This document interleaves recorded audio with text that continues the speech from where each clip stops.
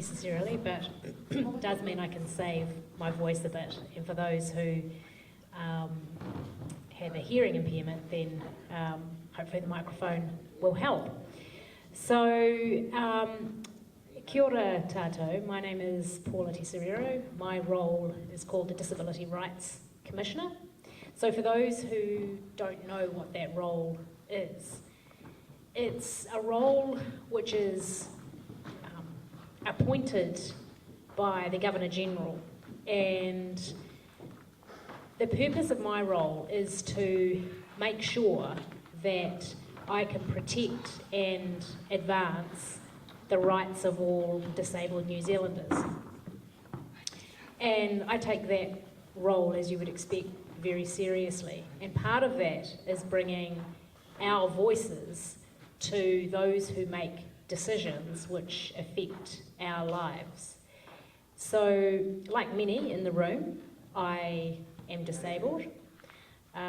One of my legs is artificial, and my other leg below the knee doesn't look like most people's legs below the knee, and it has no movement and poor blood flow. So my legs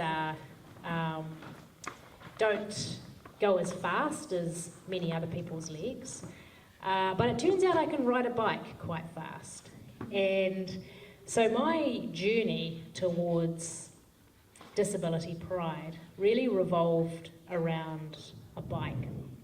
And I'll come back to the story about the bike shortly. But what I want to start with is really putting on the table that, and it picks up on a point that Rachel said earlier, which is disabled people as a population group, we are not where we need to be in terms of the outcomes that we collectively achieve.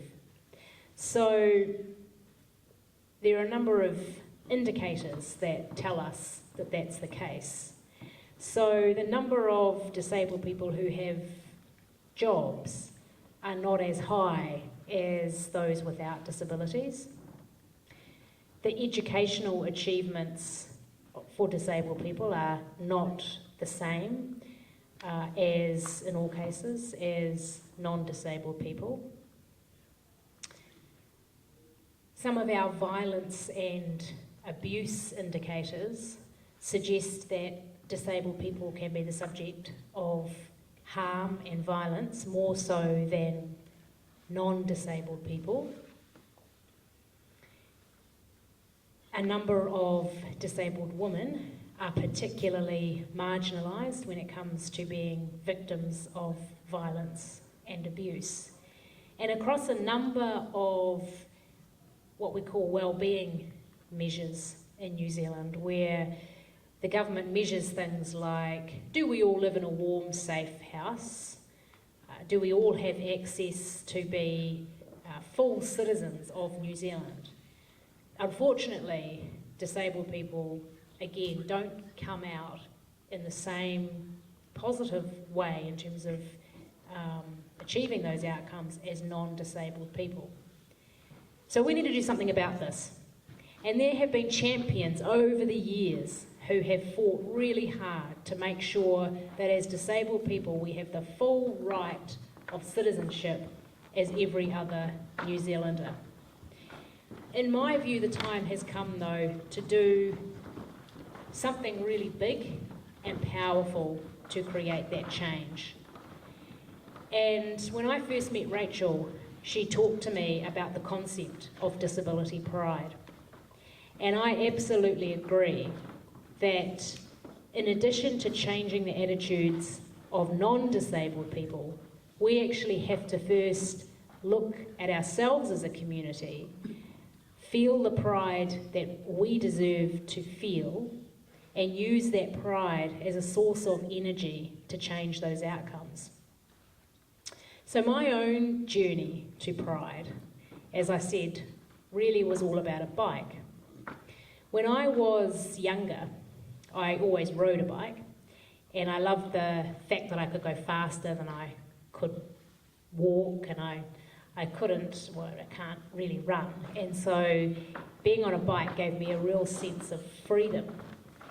And I didn't think much about disability as a child, other than I spent most of the first 12 years in hospitals, and I just thought that was just the way it was for me. But I got quite a bad attitude, really, as I got a bit older, and I really didn't want anything to do with disability. So I really shut it out of my world, and I operated in a way that didn't acknowledge that part of my identity.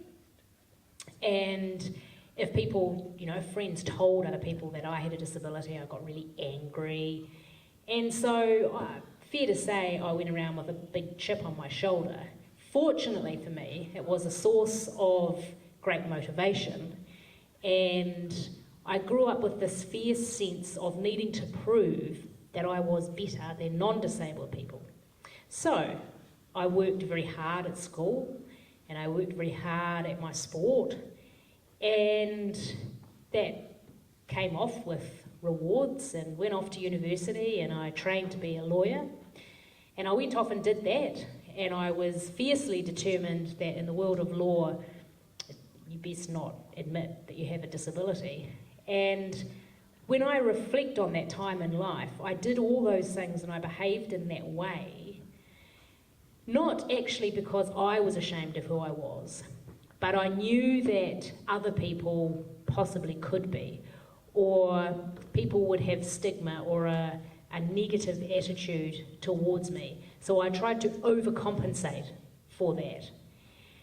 And then I started getting a bit faster on my bike. And I was beating people with 2 legs, and I was getting quite fast. And the competitive nature that exists within me wanted to go faster and see how far I could take this cycling.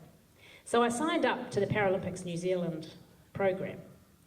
And a big part of me, again, didn't want to do that, because that meant associating with disabled people, and it meant acknowledging that I was disabled, and all these things that I'd fought hard to disassociate myself from. And I started training, and my goal was to win gold at the Beijing Paralympic Games. And through that journey of achieving that gold in Beijing was probably my most insightful years, where I had no choice but to embrace disability, because if you're going to be outed as a Paralympic athlete, then by definition you have a disability. And I recall quite vividly when I turned up at the Paralympic Village in Beijing, and I remember walking through, and everybody around me was missing a limb or in a chair or had some type of disability. And it was the first time in my life where I actually really felt at home, like, these are my people. This is where I belong. And in some ways you want to wrap yourself around that and never go home, because you think there's no stigma here, there's no judgment, we're all missing something, we've all got a story. And then I realised I sort of coexisted in these 2 worlds, this non-disabled world and this disabled world, and I had to integrate both of those in a far better way than I had before. So when I made a conscious decision to do that and own my identity as being disabled, I quite literally went from being pretty fast on a bike to being super fast on a bike. And that really was because all that giant chip on my shoulder had gone. I was a much more authentic person. I achieved much more career-wise than I think I would have otherwise. And I actually acknowledged and accepted that it was the very nature of my disability that had made me the person that I am today. And so I'm really proud of my achievements, and I'm really proud to do the role that I do, which is to bring the voice of disabled people to those who make decisions about our lives.